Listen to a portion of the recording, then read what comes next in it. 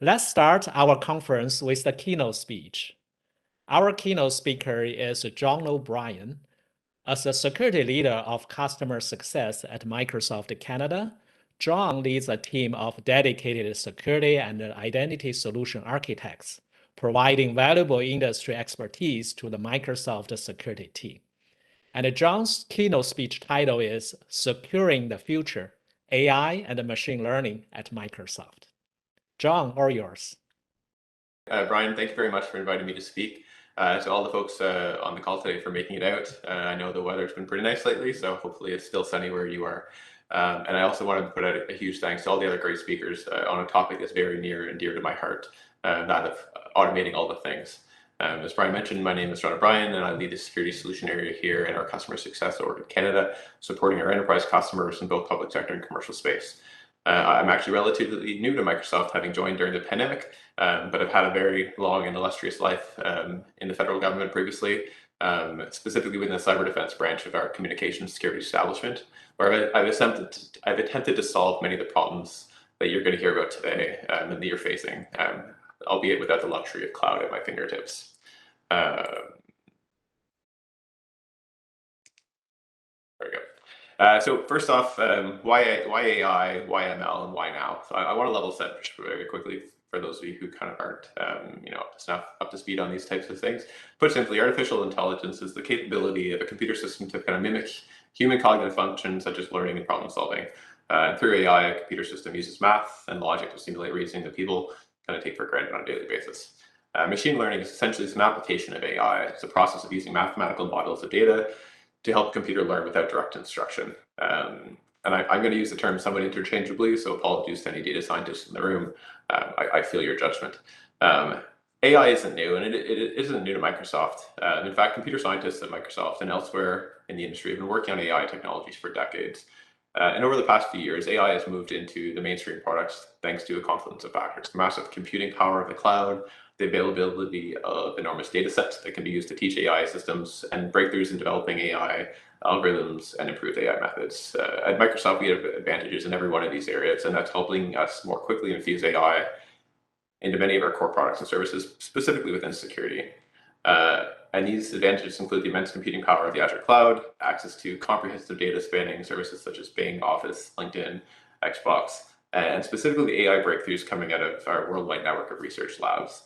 Microsoft also provides a variety of tools for developers and data scientists to build their own AI-infused applications, including a bring your own ML model within our Microsoft Sentinel product. Taken together, these advantages are enabling Microsoft and yourself as our customers to create products and services that use AI to better understand, anticipate, and respond to people's needs. And that's helping us to address problems that we couldn't solve before and freeing us up, and hopefully yourselves, to focus on much more higher value tasks. So let's talk about the landscape right now. Adversaries are getting bolder, they're getting more organized. Things are far more public than they were when I got into this field. We're starting to see attacks on civilians and organizations from nation states that are very public. The geopolitical landscape in the world is significantly changed in the last little while, and attacks are no longer just against governments or enterprise systems directly. We're seeing attacks against private property, the mobile devices we carry around every day, journalists who are covering very sensitive topics, as well as the laptops on our desks, and not to mention public infrastructure as well. And what started a decade and a half ago, kind of as a sense that there were some teenagers in the basement hacking their way around the world. Let's be honest, that never was really the case. We've moved way beyond that. What's happened is we've morphed into a very sophisticated international organized crime ecosystem and very emboldened nation state attackers. I think the other element on this that's very important for all of you is that security skills are in very short supply. And I know there's a lot of people in the industry that will talk about humans being the weakest link in security, and I would argue they are your weakest link when you don't have enough of them. I like to think of them as the limiting factor in doing security properly. And despite the headlines we've seen over the past 2 years indicating a dire need for better protection against these attacks, there still continues to be a cybersecurity workforce gap of millions of positions. And while that number has been steadily decreasing year over year, it's simply not happening quick enough. According to a recent ISC workforce study, the global cybersecurity workforce needs to grow over 65% to effectively defend against organizations' critical assets. So just to put that out there, y'all are unicorns, so keep that in mind when you're considering your next career move. You are in high demand. And I think the other element that's really kind of changing is that essentially virtually anything can be attacked. And right now, virtually anything is connected to the internet. The number of connected devices in 2022 is predicted to top 16 billion, not including computers and phones. And honestly, at this point, I'm not even sure if it's worth counting anymore. As we connect virtually everything, we are waking up to the fact that anything can be disrupted. Everything from the cloud to the edge needs to be considered and protected. And when it comes to defending against cyber attacks, we really have to consider, like, what is our digital state? Do we know where our data is flowing? Do we know what's connected to what? And how do we think about these assets and what we have to defend against first? Right? I think like first is the key point here. Is like, how do we prioritize the most critical things? This is a little bit different now than it was 5 or 10 years ago. IT organizations are finding themselves responsible for protecting a set of technologies that they may not own. That could be things like user-owned mobile devices that are used to access corporate data. It also includes systems and devices that your partners and customers and suppliers may be using to access your information. And any one of these points can be and has shown to be a point of vulnerability for your overall state. And that's essentially changing the game when it comes to security. You can no longer effectively draw perimeters around your organization the way we traditionally would have thought of that. And this is a challenge that you all struggle with within an IT security. It's a challenge that we at Microsoft think that we can uniquely help you with. And I think that's where kind of the cloud comes into this equation, is that the cloud essentially helps you manage some of that complexity of this ever-expanding digital state. And we fundamentally believe that the next generation of AI and ML and automation will make it possible for all of us simple humans to keep pace and, dare I say it, to thrive. So let's take a look at this really quickly. For many of you, this is your reality, and this was my reality in my previous role, with multiple tools, multiple vendors, integration points, and just complexity coming at the all elements of things. The key takeaway here is to realize that when solutions are disconnected, the burden is placed on your most valuable resource, the folks who are making connections in their heads between these disparate data sources. And speaking as a former cybersecurity defender, this is not a sustainable solution and is a leading cause of burnout in your teams. Doing more with less sounds great in theory, but it is not a long-term solution, and one that I urge you all to consider when building out your security strategy.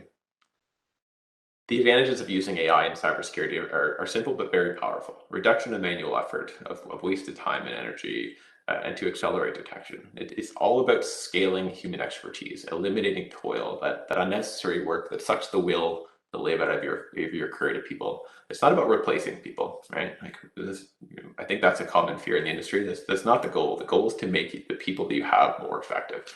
And supervised machine learning can do that by allowing expertise of humans to extend far beyond what they could individually accomplish. For example, in our Defender antivirus, for every sample analyzed by Microsoft reverse engineer, we protect on average against 4,500 other malicious samples through our technologies like machine learning, automation, and heuristics. And having tackled this problem before while at the Canadian Centre for Cybersecurity, I can assure you that if you think you'll be able to tackle this problem by working harder and not smarter, I can assure you that you're in for a tough ride. So let's briefly talk to Microsoft's kind of AI advantage in this space and kind of what we consider when we approach this problem. Essentially, to make the best possible inferences, models need to have both a diverse training set and a complete set of training data. And let's be honest, data quality issues are the root cause of error for machine learning models and for most conversations in life. The adage garbage in, garbage out applies to machine learning models as well as it does to human memory, and is a frequently cited concern about machine learning. Fortunately, at Microsoft, we've collected an abundance of relevant consumer and enterprise data from our ecosystem that informs our machine learning models. Moving into kind of the expertise and the tuning side of things, ML and AI development requires a diverse set of experts. Like, that's very clear. And I am not one of those, for the record. I don't even claim to play one on TV. I made a choice years ago to let others kind of volunteer to take up this torch while I buried myself into the sweet border of the inner workings of malware. Thankfully, Microsoft has these experts across the board, both in the security domain and in the machine learning space, who work together to discover emerging applications of ML and continuously tune our models. Models are not set it and forget it, particularly for machine learning where the threat landscape is changing constantly and where there is an adversarial nature to that landscape. specifically, but in the security space. Models must be tuned, retrained, and take into consideration the ways adversaries may try to influence those models for their own benefit. Defender AV is a great example of that. And again, Microsoft's dedicated security and data scientists provide that expertise we require for that continuous improvement. So very briefly, to talk about this, the centerpiece of our investment in this space is our investment into the intelligence, what we call the Microsoft Intelligence Security Graph. And this is how we describe the way that we synthesize a vast amount of data from a huge variety of sources. 400 billion emails get analyzed by Outlook.com and Office 365 email services every month. 1.2 billion devices get scanned every month by Windows Defender. And this gives us a great deal of signal into what's happening on our endpoints in the email space and where the attacks are coming from and what they're looking like and where the trends are going.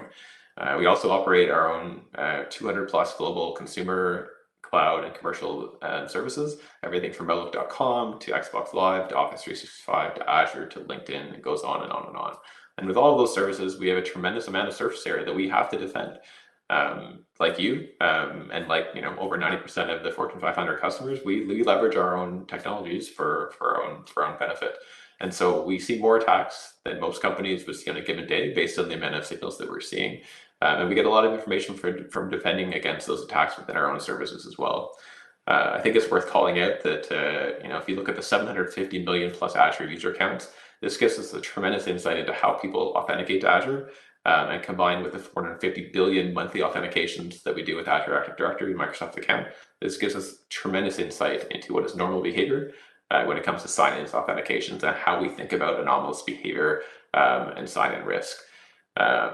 Bing as well scans about 18 billion web pages every month for us, helping us get a very good insight into what people are doing with web scripting technologies when it comes to attacks and phishing campaigns. And we have a great way to look at that and understand how we should help customers defend based on that information. On top of all of these very large numbers and crazy amounts of intel is that we've layered on top of that a very strong model of shared threat data that we get from our partners, from the researchers here within Microsoft and in our various teams who are part of our 3,500 plus people that are full-time in security, as well as law enforcement agencies that we partner with worldwide through our digital crimes unit, including our local communication security establishment and the Canadian Center for Cybersecurity, as well as botnet data that we collect through our digital crimes unit as well. All of that intelligence makes up this intelligence security graph. And why is it a graph, you ask? Well, because a bar chart wouldn't be as flashy on a slide. Joking aside, it's a graph because what's really important is connecting these pieces of intelligence so that these signals are not just individual points of information. The graph brings it together so that we can draw patterns, we can make inferences, so we can figure out how to find the next challenge. So this is obviously something that we are very heavily invested in at Microsoft, and it's something that we feel is unique to us in the industry. So let's talk about AI and security. Essentially, the ability to reason over all of the data, including location, device health, sign-in, app health, information classification is just one example of the way artificial intelligence is helping us evolve the tools we use to fight cybercrime. Take a moment to think about how powerful it would be to apply these machine learning algorithms that exist today to the data and logs that your organization generates and hopefully collects and stores. AI could reason over the data at a global scale in near real time using the cloud to produce attack scenarios, which you could then tie to a security operations tool that would automate the response and defenses based on the outcome of this AI reasoning. With this large volume of globally sourced data, you could use these models to look at anomalies and behavior patterns of your staff, devices, data, and applications at scale in order to make accurate predictions of the current and impending threats to your organization, allowing you to, more importantly, deploy relevant defenses well in advance of a specific attack. No one likes to be the last person to a party. At this point, the adversaries are setting the pace in terms of how we are moving this industry, and I think it's time that we start to make this a little bit more difficult for them. And I think this is where we need to start leveraging the tools that are in our toolbox. Very briefly, I'm going to talk about just a real world example, and this is a little bit old, but it's still one of my favorites. Just before noon on March 6, 2018, Windows Defender AD blocked more than 80,000 instances of several sophisticated Trojans that exhibited advanced cross-process injection techniques, persistence mechanisms, and evasion methods. Behavior-based signals coupled with the cloud-powered machine learning models uncovered and blocked this new wave of infection attempts. The Trojans, which are new variants of the GoFoil malware, also carried a coin miner payload. Within seconds, multiple metadata-based machine learning models in the cloud started blocking these threats at first sight. I would highly recommend that if you don't have this cloud-based protection enabled, you turn it on right now. Apologies. And seconds later, our sample-based and detonation-based machine learning models also verified this malicious classification. Within minutes, these models had chimed in, added additional confirmation, clarity, granularity, and an anomaly detection alert notified us about this new potential outbreak. After analysis, our response team updated the classification name of this new surge of threats to the proper malware families, and people affected by this infection attempt early in the campaign would have seen very generic names under our machine learning kind of things like Fury, Verbose, Cluxer, Rasden. Later blocks would have been updated to show the proper family names. So essentially within 12 hours, more than 400,000 instances were recorded and dealt with. And again, speaking as someone who's previously done malware analysis in the past, doing this at scale with humans is just not really possible. This is just the tip of the iceberg, though, when it comes to our efforts in the ransomware space. And I highly recommend you read the recently released blog called Ransomware as a Service that was released by our joint threat intelligence teams within the Defender and our Mystic teams. It was published, I think, 2 weeks ago, and it's fascinating. It provides an in-depth look into the ecosystem that has evolved to take advantage of the economic opportunities available to these adversaries around the world.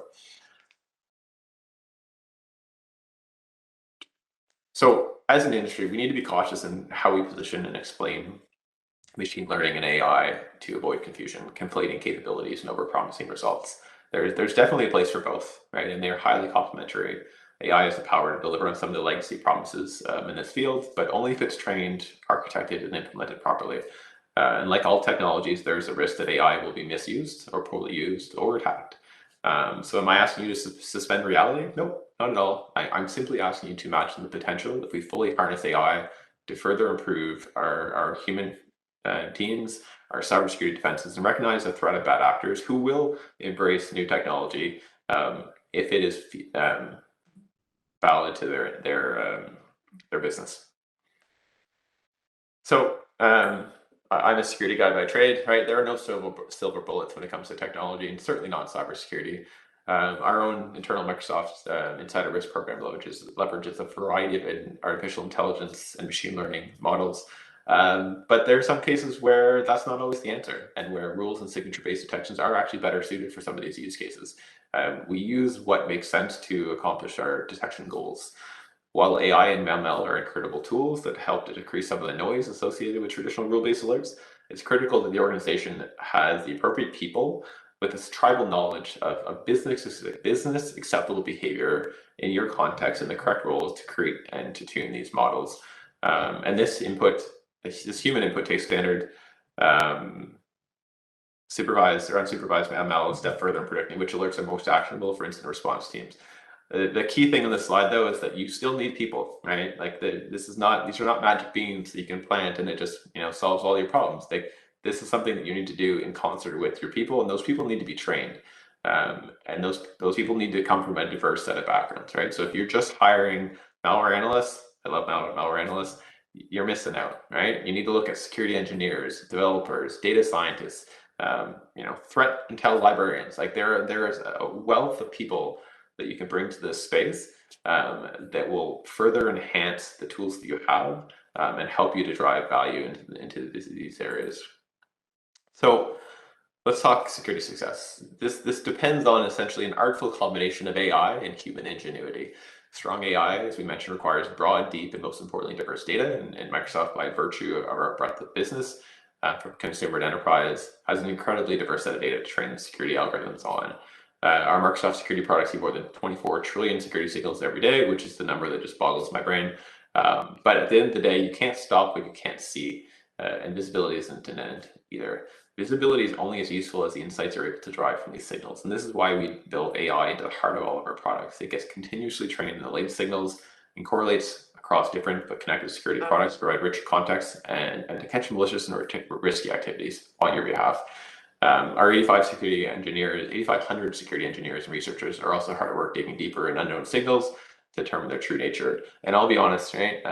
we enjoy disrupting adversaries. It's a thing that our folks take pride in, and that makes me very happy when I come to work every day. And it's important to know is that when customers use our products, they get the benefit of both the ever-improving AI that we're putting in place, as well as our own internal human expertise. And as a result, in just 1 year, 9 billion endpoint threats, 31 billion identity threats, and 32 billion email threats were blocked by Microsoft Security Solutions. No other security company can compete with the scale of our security signals, and as a result, the visibility and intelligence that Microsoft Security can provide. So what's next? Looking into the future, Microsoft is obviously going to be investing heavily into AI to make our security more predictive, preventative, and adaptive. It is an exciting time to be at Microsoft and to be in this field in general, to be honest. As we look to the diversity of our data sources, we are looking to reduce manual effort, wasted time and energy, and speed of detection. And a few notable areas of investment, I think, are as ML applications become more sophisticated, we expect to see more improvements in the prevention and response space, where we're specifically focused on cutting down the time between alert and action through the use of intelligently triaging alerts for your security staff. But we also recognize that this is not something that we can solve individually, right? That we have to, the best way to defend against and to disrupt organized adversaries around the world is to organize against them, right? And I think this has always been a common problem, especially within the intelligence community, is that sharing is hard, right? We all want to do it, but it's hard. And I think this is one of the reasons why we released the Intelligence Security Graph and the Graph Security API as an opportunity to integrate and connect data intelligence from Microsoft and partner security products to help customers speed up that threat detection and response process.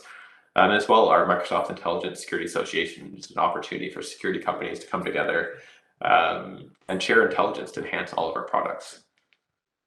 So with that, I talked a fair bit about technology, but I think at the end of the day, the thing that's most important to me is that your people have what they need. So I put up here a few links, a few ideas for those of you who are looking about how do I go and learn more about these things. Our Security Enterprise Initiative skills, for those of you who have access to this, is great. Our Cloud Skills Challenge, leveraging our Microsoft Learn platform, is a great path for that. Like our internal folks, this is where we drive them through as well. And I'll point out as well the Microsoft Security Technical Content Library, which is an attempt to kind of amalgamate all of the various resources, training, courses, and helpful information that is kind of distributed across our ecosystem. Ideally, a one-stop shop for anything to do with security. The piece on here that I'm remiss for missing is our Ninja kind of training program. So if you were to search Microsoft 365 Defender Ninja, you're going to get a wealth of information put together by our specific product teams on each of the various products. I highly recommend you dive into that as well. And with that, I will leave a few slides up on here for those of you who are interested in diving into this a bit more. Check out our Security AI and Machine Learning blog series. It's great. Again, there's amazing adversarial research that is going into play, on. Apologies, my brain is not yet woken up. Lots of work to be done in this space, lots of stuff that we're writing, publishing. I highly recommend, if you're interested in this field, to dive into that. And again, if you're in this journey to security operations kind of improvement, I highly recommend you check out our security operations self-assessment. With that, I will pass back to Brian, and hopefully I've saved enough time for a question too. Thank you very much, John. Very insightful talk, and I really learned a lot from that one. And we do have several audience questions. So I think the number one question here is, you talk about AI-based security solutions. So what are some challenges when audit those solutions, right? So not only we use that, but when we need to do some compliance, all those things, how to audit those things? Yeah, that's a very good question. And again, it's going back to my pitch about not being an expert in AI in a sense. I think it's hard, right? But I think asking that question of your vendors is one thing that you have to do, right? And I'll be fully transparent. We are very open about some of the capability gaps, right, that exist with some of our products, like the line where we believe we can take you to here, but some of these things you're going to have to kind of layer some of your own security assessments on top of that. We're not suggesting that this is the magic cure for anything, right? This is a way to make your folks more effective. I think one of the pieces that is always also we're looking into is, again, it's the MITRE ATT&CK framework and how does our kind of your vendor's detections, how does it fit into that attack framework? So you have an understanding of where your capabilities are, where your gaps are, and based on that, you can decide where you apply your own research and development. Right? Don't go and reinvent something that my Defender for Cloud has done. Like that's pointless. No one's benefiting from that. Figure out the things that we or others are not able to do because it's very specific or very custom to your organization. Focus your efforts there. That's where you're going to see the most return on investment. Excellent. Thank you very much. Another quick question regarding, because industry already apply quite a lot of AI and machine learning. I'm sure not only Microsoft and all other solution providers from certain level, they apply the AI and the ML. The question from audience is, in which area do you think there's still something we need to do to further improve AI and ML? So in all those defensive solutions, which area we need AI and ML improve most? Yeah, that's a very fascinating research question. Someone should totally do their PhD on that. I think from my perspective, and again, I'm going to step back from this AI and security, and I think maybe just AI in general and machine learning in general. And right, like I'm coming from a government background where the use of machine learning and AI to make automated decisions is very sensitive, right? In that if you're rejecting someone's immigration status based on something that you don't understand, that's not something that will ever fly with the public, nor should it ever fly with the security operations team. If I'm presenting to you an alert, my goal in life is to make sure that the alert is accurate, that it is explainable. If it's not explainable, then it's just magic, right? And I can't do anything with magic. I need to understand what were the indicators of compromise, what were the signals that drove into this alert, and what do I need to do next, right? Like if I don't have that, if I can't explain what's happening, then I'm not improving those analysts, their workforce. I'm just confusing them in some cases, right? And they then have to learn to trust things that are potentially untrustworthy in a sense. So I think that for me, the explainability of our ML models and how we protect those and enhance them, I think that's probably one of the future areas of investment. Excellent. Last but not least, there's one more question. We can quickly comment on that. Sure. Is AI used we can use AI. Hackers and can also use AI, right? So it's not like the only tools are only available for defenders. So how do we secure AI-based solutions? Yeah. So I think it's starting based off the assumption that, and I think this is something that in our technology field that we tend to forget, is that there are people out in the world that just like to break things, right? And I think we are all some of those, but sometimes we forget that they also want to break our security things in a sense, right? So I think building your models, again, with that explainability aspect in place, but with an existing understanding and a threat model that there are actually adversaries that will go and do this. And actually, I was just reading the other day that we've actually released in partnership with MITRE an ML attack-based framework, which basically talks about some of the various areas where an AI model could be attacked, right? And I think that, again, that applies to any kind of use of AI or ML. Understanding how they could be attacked, building kind of mitigations around those things, I think is the area where, for anyone who is in this space, we highly recommend that you AI your AI in a sense, right? Think through the risk both of your organization, but then of the risk of the thing that you're using to protect your organization. Let's be honest, it's turtles all the way down. So I wish you all luck. This is not an easy space at this point in time. All right. Thank you very much, John. That's all the time we have for the keynote speech. Thank you again, John, for sharing with us the valuable insights. And I do hope you enjoyed today's conference. We have a lot of talks after John's session. And also, I encourage you to visit vendors and exhibitor sponsors booths to learn more about what's going on in the industry, what's the latest, and get valuable insights from there. Thank you very much. And thank you, John. Awesome. It was a pleasure. Thanks for everything. And folks, reach out by all means. I'm happy to chat offline anytime. All right. Thank you very much.